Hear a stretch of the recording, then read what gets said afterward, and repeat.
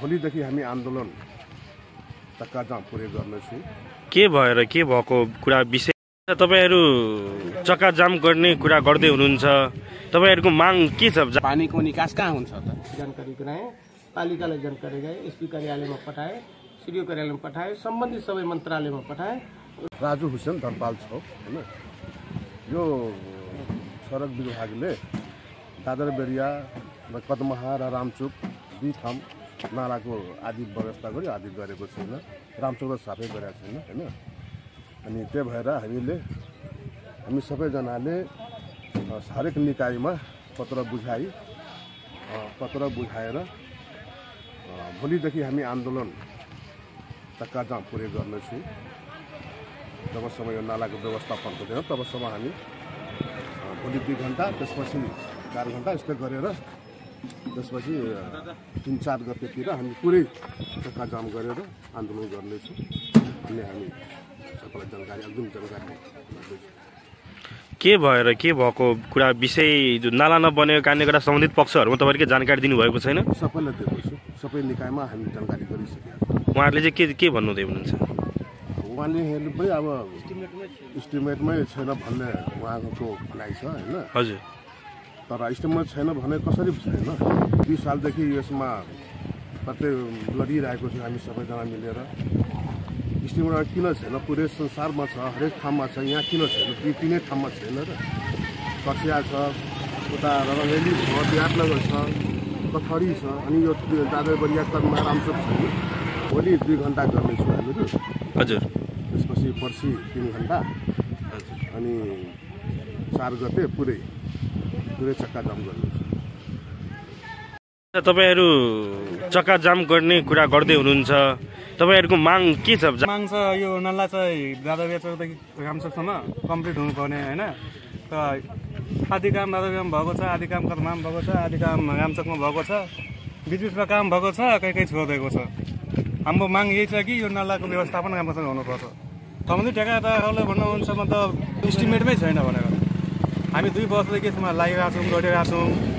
र ठेकेदारहरूले भन्नुहुन्छ अब सम्बन्धित स्थानीय तहमा कागज बुझाउँदा उहाँहरूले भन्नुहुन्छ इस्टिमेटै छैन, इस्टिमेटमै छैन। हामी कहाँ छ? 2 वर्षदेखि हामी लडेका छौँ। हामीलाई नालाको व्यवस्थापन चाहियो, जसरी भए पनि नालाको व्यवस्थापन चाहियो हामीलाई। मेरो धर्मेन्द्र गुप्ता। धर्मेन्द्र गुप्ता, हजुरका यहीँको स्थानीय धनपाल थान गाउँपालिका वडा 6 को स्थानीय के छ? तपाईँहरूको के रहेछ माग? यस्तो छ, आज तपाईँहरूले पत्रकार बोलाउनु भएको छैन रे हैन, पत्रकार गुहार गर्नुभएको छ, के हो कुरा चाहिँ के छ? कुरो के छ भने अब हामीहरूले यहाँ पटक अल्टिमेटम गर्दा पनि अब ठेकेदारले भन्छ इस्टिमेटमा छैन। अब इस्टिमेटमा छैन भने हाम्रो यहाँको फोहोरको व्यवस्थापन, पानीको निकास कहाँ हुन्छ त? पानीको निकासको लागि त हामीलाई कुनै निकाय, कुनै ठाउँ सम्बन्धित वे त चाहिन्छ नि। वे चाहियो भने त अब यहाँको पानी हामी बिचमा कसैको कितामा गएर त हाल्न पाउँदैनौँ। त्यसले गर्दाखेरि यो चाहिँ कमसेकम नालाको निर्माण चाहिँ हुनैपर्छ।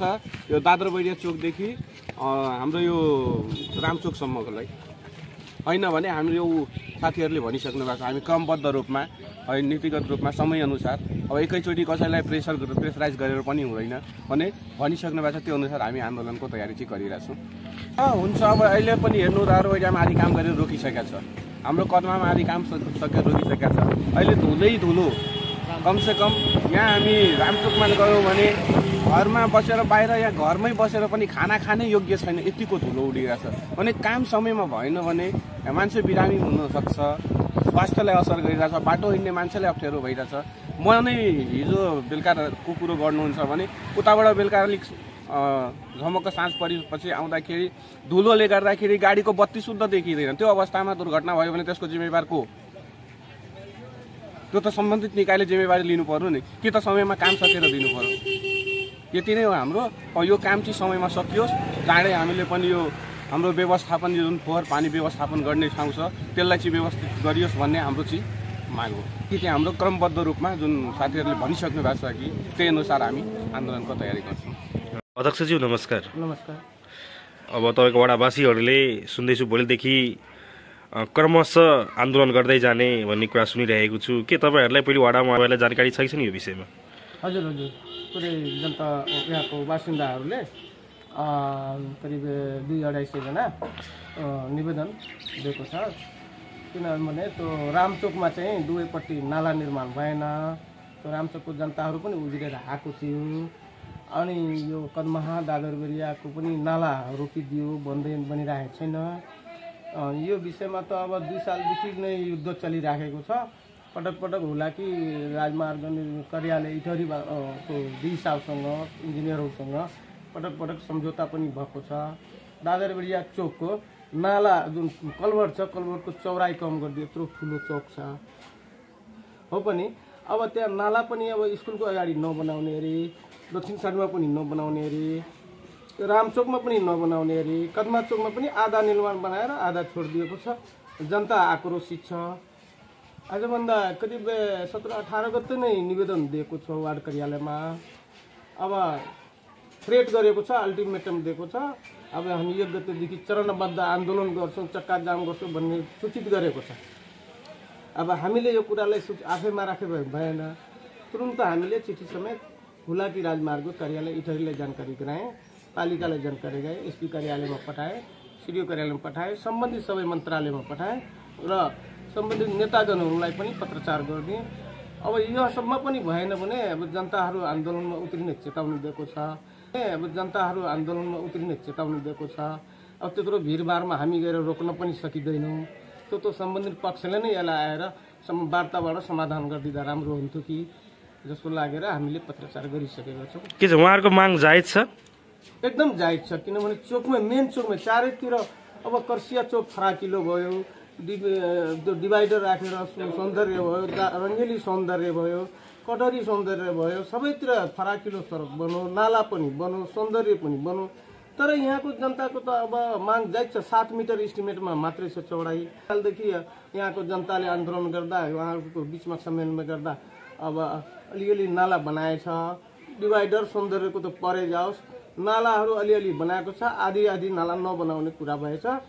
अनि हुलाकी राजमार्ग इटहरीको भनाइ के भयो, हामीले बियो गरेर भौतिक पूर्वाधार मन्त्रालय पठाएको छौँ, हुलाकी राजमार्ग निर्देशनालय काठमाडौँ पठाएको छौँ।